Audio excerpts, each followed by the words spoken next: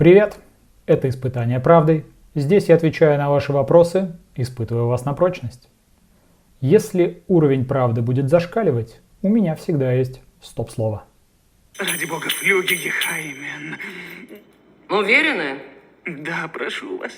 Ваше право. Внести флюги Гехаймен. Итак, поехали. Твое отношение к экологии. В принципе, оставить планету такой, какая она есть, задача, в принципе, хорошая. Я вообще за экологичность в глобальном смысле этого слова. Но к тому, что делаю я для экологии,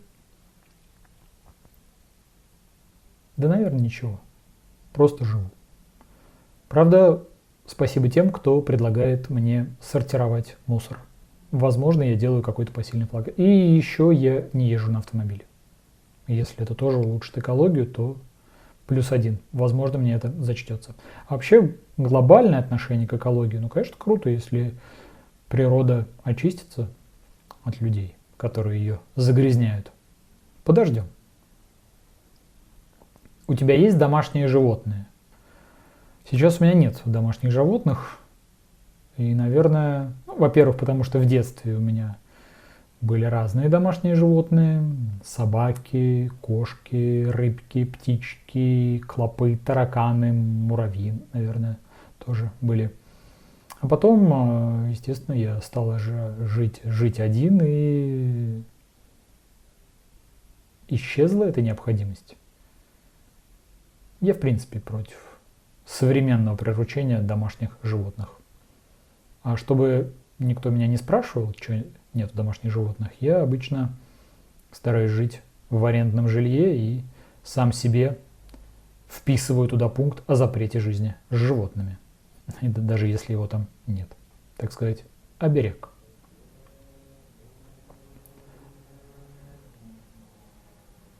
Нормально ли жить от зарплаты до зарплаты?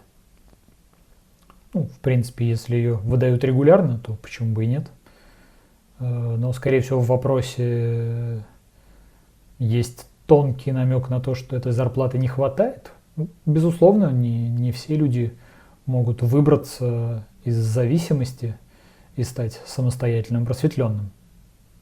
Наверное, должны создаваться условия, когда люди достаточно зарабатывают, и имеют возможность разумно эти деньги тратить и разумно потреблять. Поэтому в чем причина этой жизни от зарплаты до зарплаты? Иногда в приобретении излишеств разных. Я не знаю. Вообще, чем человек беднее, тем больше он тратит. Находит радость в покупках, во всяких там и так далее.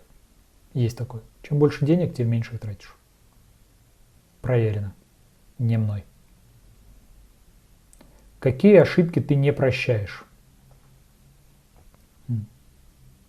Прощаю я точно орфографические. А не прощаю. Да вообще все прощаю.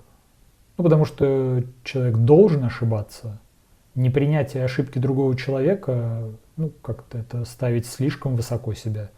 Я, прямо скажем, не там нахожусь, да и вообще не считаю, что кто-либо там находится. Поэтому человек совершает действие, совершает ошибку. Если он совершает ее в 5-й раз,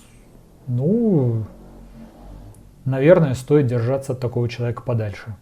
По крайней мере, если это автоводитель. Если это водитель моего автобуса. Так что там точно не стоит. Вообще, конечно, я бы не сказал, что это ошибки. Я думаю, что когда человек какие-то осознанные действия совершает против меня, то это же я считаю, что это ошибка. А он-то так вообще не считает, для него это норм. Поэтому умышленный вред другим людям, это я не поддерживаю. Зачем нужна философия? Чтобы засыпать крепко вечером, просматривая очередной ролик. Вообще философия — это же полет мысли человека, которому тесно в существующих рамках. Ему хочется нарисовать свои миры, выявить закономерности. Говорят, что философия не должна применяться на практике. Я думаю, что она не должна применяться на практике как прямое действие.